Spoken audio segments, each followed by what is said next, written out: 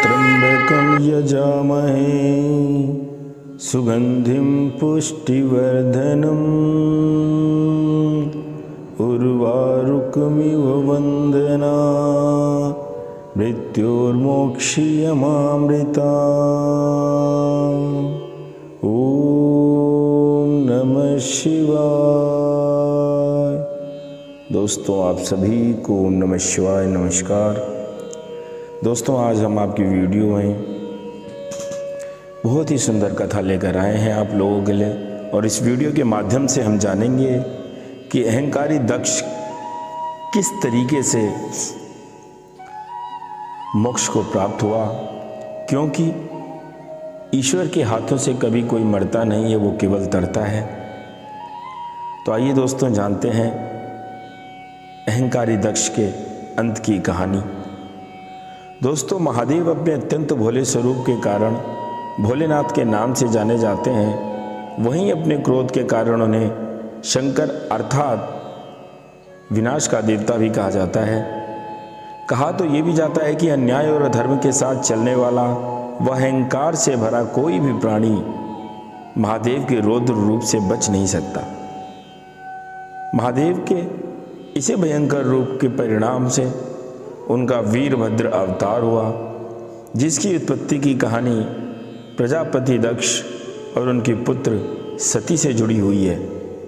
भगवान महादेव के वीरभद्र अवतार का प्रमुख उद्देश्य था महाराज प्रजापति दक्ष के अहंकार का हरण। दोस्तों, जहां शिव का अर्थात अभिप्राय जो है वो कल्याणकारी होता है, वहीं शंकर का अर्थ विनाश करने वाला होता है। पुरानी मान्यताओं के अनुसार अपनी पुत्री सती की भावनाओं का सम्मान करते हुए प्रजापति दक्ष ने सती और शिव का विवाह स्वीकार कर लिया था, लेकिन उन्होंने मन से कभी भी महादेव को अपना दामाद स्वीकार नहीं किया था। एक बार सभी ऋषि मुनि और देवतागण प्रयाग में इकट्ठा हुए। उनके साथ प्रजापति ब्रह्मा और महादेव भी मौजूद थे। वहाँ पर सभी ने एक विशाल यज्ञ का आयोजन किया था। जैसे ही दक्ष उस यज्ञ में पहुँचे तो वहाँ उपस्थित सभी ने अपना मस्तक झुकाकर उन्हें प्रणाम किया, लेकिन शिव अपनी जगह से नहीं हिले और ना ही उन्होंने प्रजापति दक्ष की तरफ देखा। ब्रह्मांड का अधिपति होने के कारण प्रजापति दक्ष के मन में अहंकार कूट कूट कर भरा हुआ था। महादेव के इस व्यवहार को उन्होंने अपना अपमान माना और क्रोध में उन्हें अपशब्द कहने लगे। दक्ष के हृदय में जल रही महादेव के प्रति क्रोध और ईर्ष्या की अग्नि दिन प्रतिदिन तेज होती चली गई। तत्पश्चात जब प्रजापति दक्ष ने कनखल में एक भव्य यज्ञ का आयोजन किया, तब उन्होंने अपनी पुत्री सती और महादेव के अलावा सभी को यज्ञ का निमंत्रण भेजा।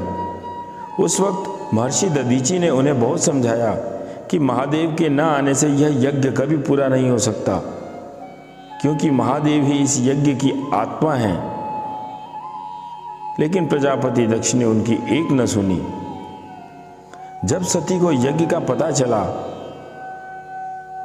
कि मेरे पिता एक बहुत बड़ा यज्ञ करा रहे हैं, एक इतना बड़ा अनुष्ठान करा रहे हैं जिसमें ब्रह्मांड के सभी देवी देवताओं और ऋषि मुनियों को बुलाया गया है,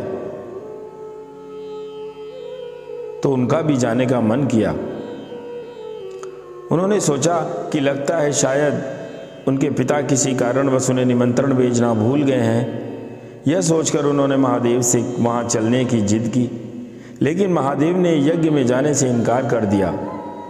उनके बहुत समझाने के बाद भी जब सती नहीं मानी, तब उन्होंने नंदी के साथ उन्हें प्रजापति दक्ष के यज्ञ में जाने की अनुमति दे दी।